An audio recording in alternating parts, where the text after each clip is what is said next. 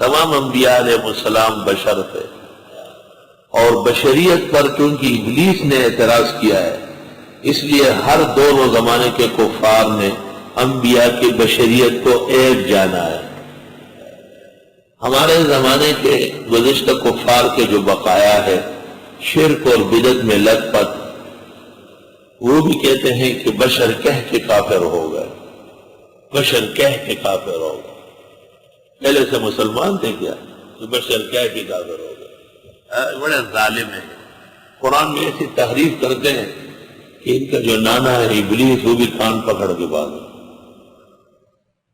اصل بات یہ تھی کہ ابلیس نے کہا تھا اَأَسْجُدُ لِمَنْ خَلَقْتَ بَشَرًا مِنْ طِينٍ، جس کو آپ نے مٹی سے بشر بنایا وہ نبی کیوں بنے، میں کیوں سجدہ کروں؟ نبی کے لیے نور ہونا ضروری ہے، اور یہ ابلیس کا اصلی جنود ہے، فورس ہے۔ پگڑی شیطان دجال کے فوجیوں کی، مشکات جلد ثانی 477 صفحہ، علیہم السیجان ایت لسان الاخضر، السیجان جمع الساج، تیجان جمع التاج، الحاویل الفتاوی، وہ جو بزرگوں کے پاس ہرا لباس کپڑا ہوتا ہے، لا اصل له فی الدین، کوئی حقیقت اس کی نہیں۔ کہتے ہیں فلاں بڑے مدرسے میں بھی سالانہ جلسے میں ہری پگڑیاں ہوتی تھی، ہم کہتے ہیں اس مدرسے پر بھی ہمارا یہ اعتراض ہے کہ اہل حق مدرسہ ہو کر بدعتی والا کام کیوں کرتا ہے؟ مشکات اس دارالعلوم سے پہلے لکھی گئی، اس کی دوسری جلد 477 صفحے کی حدیث پہلے سے درج ہے، اس پر عمل کیوں نہیں ہوا؟ شیطان اور ابلیس ہر جگہ کام کرتا ہے۔ الحاویل الفتاوی، جلال الدین سیوطی رحمت اللہ علیہ 1100 میں 900 میں گزرے ہیں، 911 میں فوت ہوئے ہیں، اور وہ لکھتے ہیں کہ وہ جو بزرگان دین کے پاس ایک ہرا کپڑا ہوتا ہے، رومال یا چادر، لا اصل لہا فی الدین، الحاویل الفتاوی، جلد 2، المبحث فی السواد الاسود۔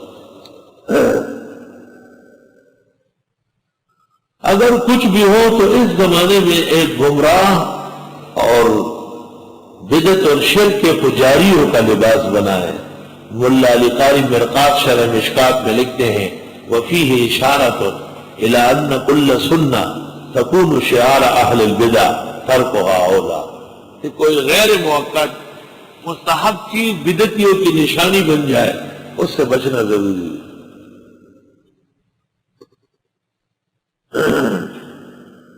زعم الذین کفروا، گمان کیا کافروں نے، اللہ یبعثوا، کہ یہ دوبارہ نہیں اٹھائے جائیں گے۔ قل بلا وربی، فرمائے ہاں میرے رب کی قسم، لتبعثن، تم اٹھائے جاؤ گے، ثم لتنبؤن بما عملتم، پھر تمہیں خبر دی جائے گی جو تم نے عمل کیا، وذلک علی اللہ یسیر، اور یہ اللہ کے لیے آسان ہے۔ فآمنوا باللہ ورسولہ، پس ایمان لے آؤ اللہ پر، اس کے رسول پر، والنور الذی انزلنا، اور اس نور پر جو ہم نے اتارا، واللہ بما تعملون خبیر، اور اللہ تمہارے اعمال سے خبردار ہے۔ دیکھو 3 چیزیں ذکر ہوئی، فآمنوا باللہ، ایمان لے آؤ اللہ پر 1، ورسولہ، رسول پر 2، والنور الذی انزلنا، اور اس نور پر جسے ہم نے نازل کیا۔ سورہ اعراف میں گزرا ہے واتبعوا النور الذی انزل معہ، نور وہ ہے جو پیغمبر پر نازل ہوا ہے۔ قد جاءکم من اللہ نور وکتاب مبین، واو تفسیری آیا ہے، تمہارے پاس خدا کا نور آیا جو کہ کتاب مبین ہے۔ نور کا قرآن ہونا، اور نور سے مراد قرآن کا ہونا خود قرآن سے ثابت ہے۔ القرآن یفسر بعضہ بعضا ولا یأتونک بمثل الا جئناک بالحق واحسن تفسیرا، کوئی حدیث پیغمبر سے پوری کائنات میں مروی نہیں ہے جس میں پیغمبر کے لیے نور کا لفظ آیا۔ مولانا عبدالحی لکھنوی کی کتاب الاثار المرفوعہ فی الاخبار الموضوعہ، صفحہ 147 کا میں نے عبارت پیش کی تھی، الاحادیث التی رویت فی نور نبینا کلها موضوعہ و مکذوبہ، جن روایات میں نبی کا نور ہونا آیا ہے سب جھوٹی ہے، گڑی گئی ہے، صحت کو ایک بھی نہیں پہنچی۔ اس سے پتہ چلا کہ بعض بزرگوں نے جو نور کا ترجمہ نبی سے کیا ہے قلت تعمل کی وجہ سے، ان پر شر اور فساد اہل باطل واضح نہیں ہے، انہیں یہ اندازہ نہیں ہے کہ نبی کی نور سے نبی مراد لینا خود منشأ قرآن کے خلاف ہے۔